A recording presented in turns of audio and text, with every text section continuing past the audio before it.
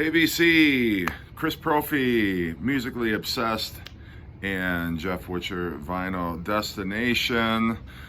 Meeting today, one of our last days here in Idaho, my last day in Idaho, and Chris has still got a couple days left, but wanted to get together and have a little discussion about three bands or artists who everybody else in the VC seems to like, but we have just never gotten into. Not that we don't like these bands, but we've just never bought anything by them, maybe just have never really had a desire when we've been out record shopping to pick up any of their records, CDs, or cassettes. So we're gonna take turns going through our list of three. And Chris, if you want to start us off. Definitely, yeah. And I just wanted to say, too, kind of to piggyback on what Jeff was saying, it's not that I don't like these bands. It's just the fact that if I'm at a record store, I'm not going to be seeking out these records by these artists. I mean, if I hear it on the radio, fine. I probably won't change the channel. If, somebody's showing it on the VC, it's not like I'm going to be like doing one of these sort of things. It's just that I don't really seek these artists out. So the first band is U2. Now, again, there's a lot of songs by U2 that I like. I don't even mind the album Achtung Baby, but I'm never going to, as of right now, seek out a U2 album when I'm looking at a record store. Even if I came across one at a good price, I probably wouldn't pick it up. And again, this is nothing against U2. I think they're a great band. I like a lot of their songs, but I just don't really have a desire to have them in my vinyl collection. I've got a few of their CDs, but if somebody VCLT'd me a U2, obviously, I'd be like, this is cool. I'll listen to this, but I'm not going to be seeking out U2. Yeah, I think U2 is one of those bands that if you weren't into them when they were big in the 80s, yeah, which I was kind of big into U2. I had a lot of their cassettes, and I'm talking like up through like Rattle and Hum, Achtung Baby. I feel like if you weren't a fan by Achtung Baby, then you're probably not going to get into U2, because I don't think there's an album after Achtung Baby that you're going to be like, wow. Well, what's funny is I kind of like Zooropa because Johnny Cash sings on a song on there, The Wanderer. So, yeah. And I know Zooropa is probably one of the albums that U2 fans are not too into, maybe. Yeah, I think because it's got a lot more electronica, it's strayed even farther away from the sound of the Joshua Tree. Right. But yeah, no, U2, I can see that. I'm not like, U2's not one of my favorite bands, but I do have quite a few of their records and CDs. So my first band is going to be Cheap Trick. Cheap Trick is a band that I know a lot of people like.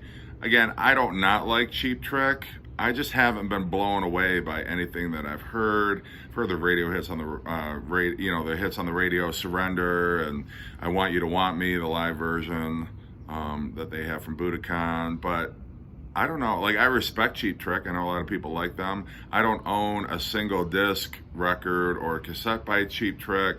When I'm out record shopping, I've had plenty of opportunities to pick up a Cheap Trick record. It's not like they're all that expensive, but I don't know. I feel like if I start there, I pick up one record, then the way that I am, I'm gonna have to buy like 5 or 6, and I don't really need to get started on that. So, well, I was that way for the longest time with Cheap Trick. I didn't really have any desire. I mean, I remember their song from the 80s, The Flame, and of course, I Want You to Want Me.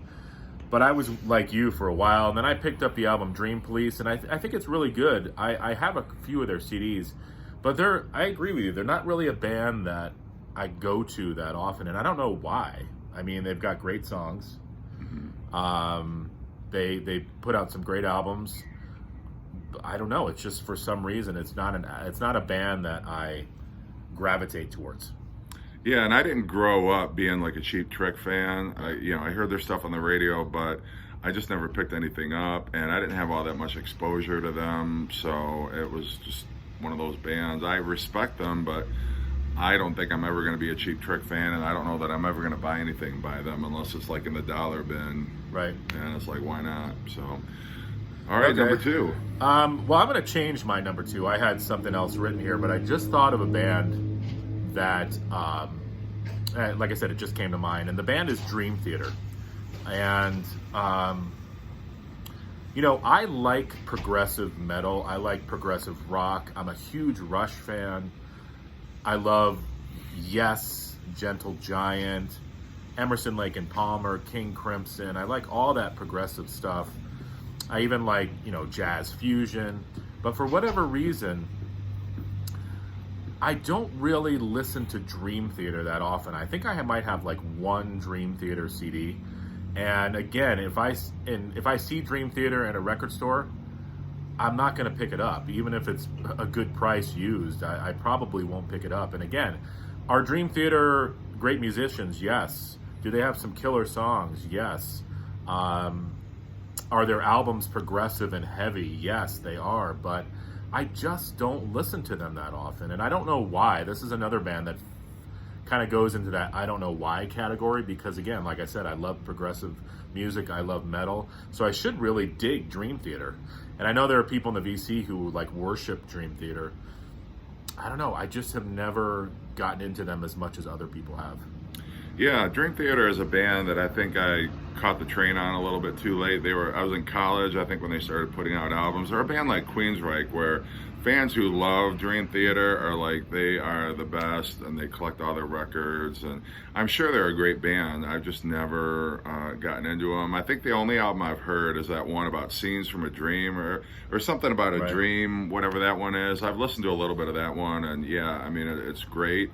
But that's the only Dream Theater record that I've ever heard. I've never owned any Dream Theater. I've never been interested enough to kind of seek them out on a blind buy or just kind of picking something up on Amazon. But yeah, I mean, artistically, I know they're great, but just never, even like you are, I'm a progressive rock fan, but you know, just never saw it. It's funny how our interests are in that sort of genre, but for whatever reason, we don't go towards certain bands. Like we were saying, Cheap Trick. I mean, we both love classic rock. We both love hard rock, so we should really dig Cheap Trick a lot. But I don't know, for some reason, it just doesn't transfer sometimes, I guess. Yeah. So what's your second? My number 2 is going to be Bon Jovi.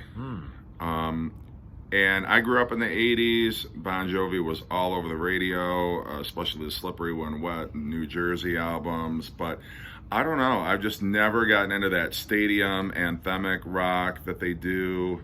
I've watched their videos, tried to get into them, you know. I had the cassette of Slippery When Wet. That's about as far as I've got. Never owned a Bon Jovi CD, never owned a Bon Jovi record. I believe that they're a great band. I think they've kind of strayed from the sound that they were known for in the 80s. I know a lot of people who are like, well, I like 80s Bon Jovi, but I'm really not a fan of what they've been doing lately. But I know a lot of people that like them. I just, not one of them. Yeah, I like Bon Jovi. I'm not a huge Bon Jovi fan. I remember growing up, I had Slippery When Wet. I mean, who didn't? Maybe Jeff didn't. But Slippery When Wet was an album that I really liked. I still like. I never, the debut was good, but I just remember the song Runaway from that album. And then 7800 Fahrenheit, I don't really remember too much from that except In and Out of Love. And then Slippery When Wet, of course, I like. And then New Jersey was pretty good. And then after that, I sort of lost interest. So I'd probably fall into the category of like, yeah, I like 80s Bon Jovi, but I didn't really follow them past there. Yeah, I feel like we're in Gary's backyard with all these flies. I know, like flies and the sun. And, woo! Idaho. Yeah. All right, my third. See, Gary, you're getting back at us for not being here, I think. My third band, now it's funny because we did a video on these guys, and I like them. It's just that I don't think I'm really going to be seeking their stuff out, and that's ZZ Top. Now, I love the album Eliminator, and that's probably as far as I'm going to go with ZZ Top. I mean, when we did the video, I was forced to kind of go back in and listen to their early stuff because I didn't really know hardly any of that early stuff. And I like it, I dig it, but You know, I've passed by the album Tres Hombres so many times at the record store, and I've just never picked it up. And, you know, I respect ZZ Top. I like their blues rock sound.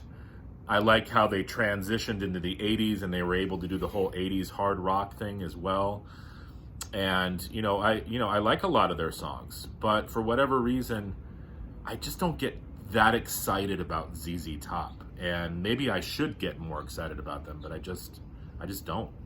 Yeah, I got into ZZ Top when the Eliminator album came out and all the videos were on MTV with the cool car. Right. And then I kind of realized, doing a little bit more research, that there were a lot of songs I remember on the radio in the 1970s from ZZ Top, like Cheap Sunglasses, LaGrange, songs like that I really liked, but never really thought about who is that band. Right. So I do have quite a few ZZ Top albums. One of the reasons is because you can find them relatively cheap in any record store you go in. They're not like more than $10 Right. usually. So I've picked a few up, and I've really been pleasantly surprised by what I've heard. So yeah, before I was not into ZZ Top, but then when I started seeing them in like every record store, I'm like, well, I'm going to pick up a couple and, see if the rest of the songs are good. And Right. yeah, I think they are. But yeah, I know what you're saying about ZZ Top, like sort of eliminator for a lot of people, and they don't know much else. Yeah, and it's I didn't realize, like, as a kid, that they had a backstory. Like, they had all these records before Eliminator. It was kind of like when I heard Aerosmith for the first time with Run DMC doing Walk This Way. As a kid, I didn't know who Aerosmith. I didn't realize that Aerosmith had a life in the 70s before that song. It's just funny when, as kids, when we get introduced to an artist, sometimes we get introduced to them in a funny way and we don't realize that, oh yeah, they have a lot of albums before this big hit, but I really like Aerosmith. I mean, Aerosmith is definitely a band that I will be building my collection, but ZZ Top, not so much. Yeah. Well, my third one is actually an artist. It's not so much a band. I'm going with Eric Clapton, and I know that's like sacrilege to a lot of people, but I like Eric Clapton and Cream. I like him in the Yardbirds, but his 70s stuff, it's just never done anything for me. His stuff in the 80s, I've never cared for. Haven't really paid attention to a whole lot that he's done after that. I get that he's a great guitarist, but his songs just, I don't know, like he's got a couple radio hits, but he doesn't have a lot of deep cuts. I mean, other than that Ocean Boulevard album and Slow Hand, I really don't know that there's a whole lot of, I mean, I'm sure there's Eric Clapton's fans out there who are going to take me to task for that, but just his 70s stuff has never really impressed me all that much enough to seek it out and want to buy a lot of it. So I respect his work. He did some work with the Beatles. I love his work with Cream, but beyond the 60s stuff, just not a fan. I agree with you. I mean, I love his stuff with Cream, and I think the only other Eric Clapton CD I have is the Unplugged CD. And that's about it. Like, I'm with you. I have no desire to get any of his 70s stuff at all, or even the 80s stuff. And I respect Eric Clapton, but I'm just not really into him. Yeah. And I've never, even when I've seen his albums, I never wanted to even take a chance on any of them, just because, I don't know, it's just Right. one of those bands. I know a lot of people like them, but I'm not one of them. So, all right, before we get eaten alive here by the biting flies and whatever other insects are preying on us at the moment, I'm going to wrap this video up, but hope everybody's doing well. Thanks, Chris, for joining me on the video. Thanks, Jeff. Had a great time here in Idaho, and hopefully we will be back. But that concludes my videos on this road trip. So take care, everybody. Bye, guys.